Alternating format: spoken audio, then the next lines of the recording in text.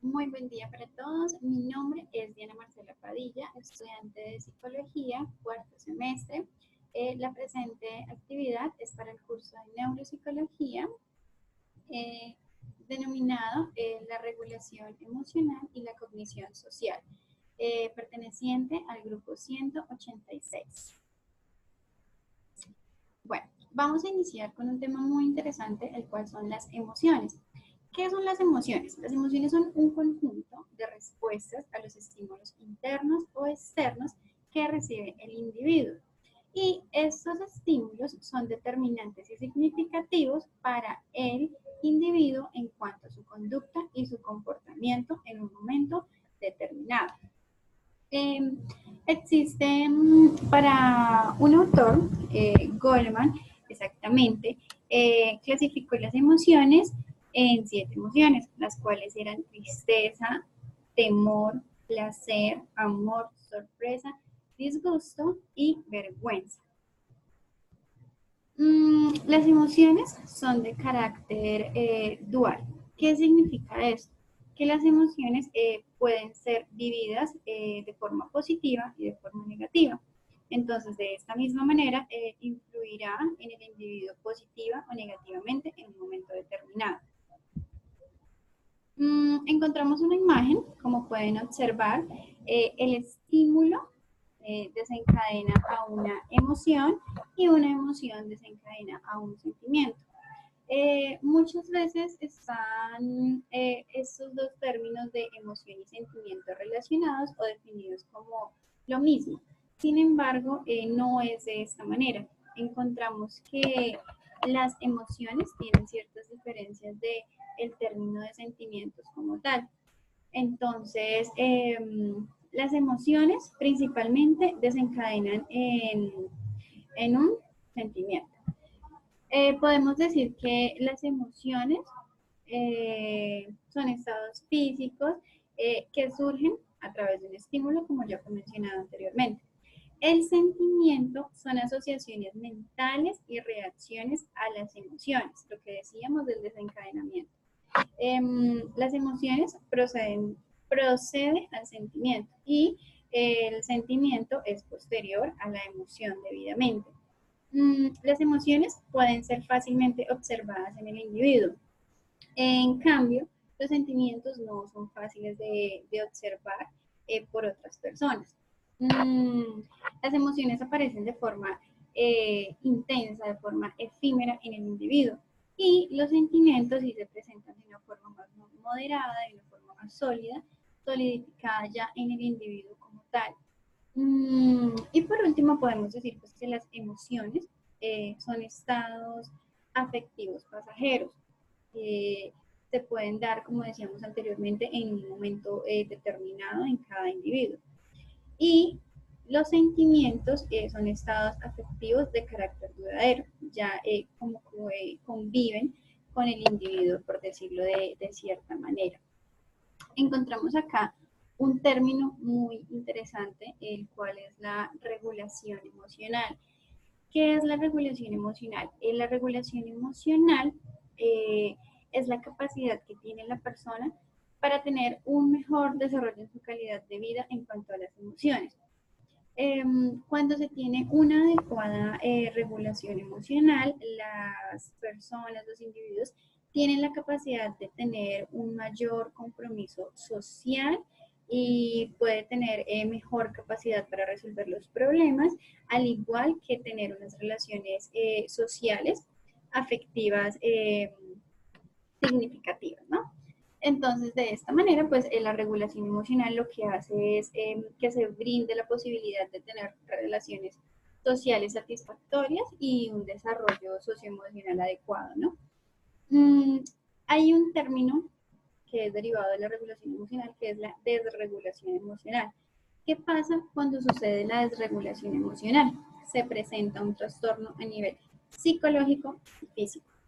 Entonces, la desregulación emocional puede desencadenar en un consumo de sustancias, en un trastorno de ansiedad, en ataques de pánico, en trastorno de estrés postraumático, trastorno de ansiedad, que pueden ser desencadenantes de esta desregulación emocional. No se está realizando muy bien el proceso. Se ha encontrado que cuando no se tiene una adecuada regulación emocional, se habla de la hipertensión arterial y el cáncer. Entonces, ¿qué pasa con los individuos que no tienen una adecuada regulación emocional? Tienden a sufrir de esta enfermedad y a ser más propensos a ella. Además de que investigaciones que se han realizado han destacado que la depresión es uno de los aspectos que está presente cuando no se tiene una buena regulación emocional. Mm, Cuando la regulación emocional es óptima, entonces se convierte en protectora y promueve el bienestar y la salud de la persona nuevamente, ¿no? Tenemos unas estructuras cerebrales relacionadas pues con la experiencia emocional, ¿no? Tenemos una base fisiológica en primer lugar, en ella se encuentra que el sistema límbico es el componente del sistema nervioso compuesto por dos estructuras más, que son la amígdala y el hipocampo. Estas dos estructuras están encargadas del aprendizaje y del recuerdo. La inteligencia emocional, pues es la expresión de la actividad del sistema nervioso principalmente y pues basa su funcionamiento en el neocortés, como se observa en la imagen. Los dos términos de amígdala y neocortés, bueno, son un resultado de un proceso evolutivo, de investigaciones. En un primer momento, la amígdala sirvió como supervivencia. En tiempos remotos, el hombre utilizaba como la amígdala para su supervivencia. Y el neocortés, pues es más joven, no es tiempos tan remotos, y su nivel evolutivo se ha desarrollado ante la necesidad de dar variedad a las emociones que tiene el individuo. Aquí encontramos otras de las estructuras cerebrales implicadas en las emociones. Entonces tenemos la amígdala como una de las principales estructuras y más importantes, ya que es la parte que brinda la respuesta emocional. Entonces, cuando una persona tiene una determinada emoción, es la amígdala quien brinda esa respuesta al contenido, al estímulo que se tiene.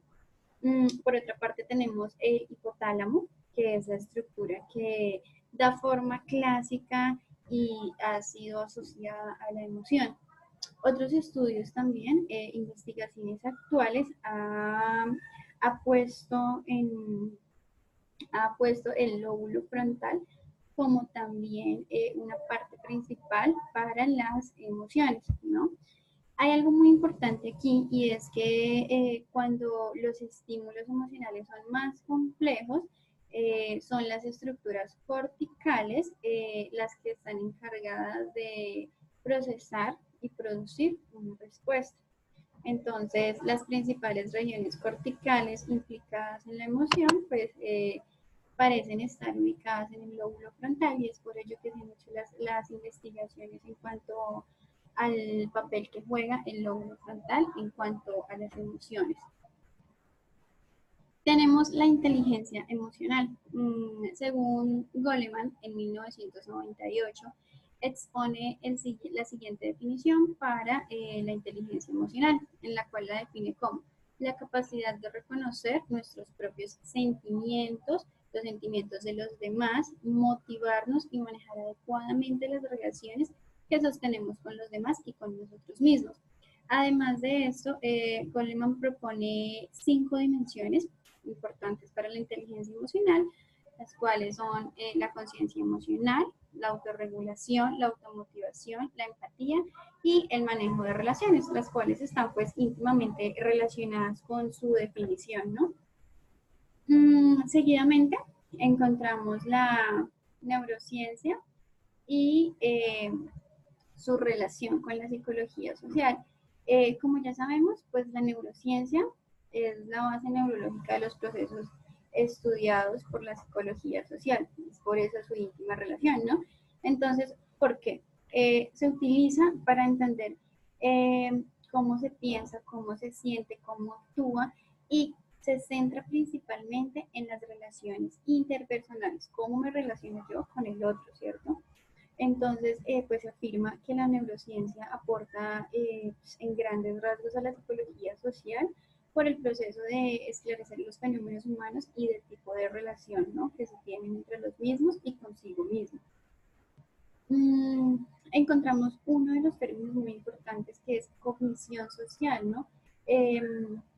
La cognición social, pues, es el estudio de la forma en que se procesa la información, el procesamiento de información, de cómo se codifica, cómo se almacena y cómo se recupera dicha información que tiene el individuo. Además de esto, la cognición social alude a la forma en que pensamos sobre los demás. Entonces, cómo se entienden las emociones, los pensamientos y las conductas sociales, no solo propias, sino de las demás personas. Otro de los términos que tenemos acá en estudio es la percepción social. La percepción social, pues, es el proceso por el cual llegamos a la comprensión del medio que nos rodea, ¿no? Principalmente es esto, pero en cuanto a las relaciones que se tienen. La percepción social permite saber cómo nos vemos, cómo se sienten las otras personas, cómo nos sentimos nosotros en relación a ello, en diferentes situaciones que se presentan, ya sea para nosotros o para las demás personas. Nosotros encontramos unas estructuras cerebrales implicadas en la percepción social, las cuales son el surco temporal superior, que está ubicado aquí en la primera imagen, en la parte sombreada, y este se encarga de percibir los aspectos cambiantes en el rostro y los movimientos faciales. Una segunda estructura es el giro occipital inferior, que tiene que ver con la percepción temprana de los rasgos faciales. Está ubicado acá donde está sombreado, ¿no? La tercera estructura es el giro lateral fusiforme, que tiene que ver con los aspectos variables para generar una percepción e identidad única.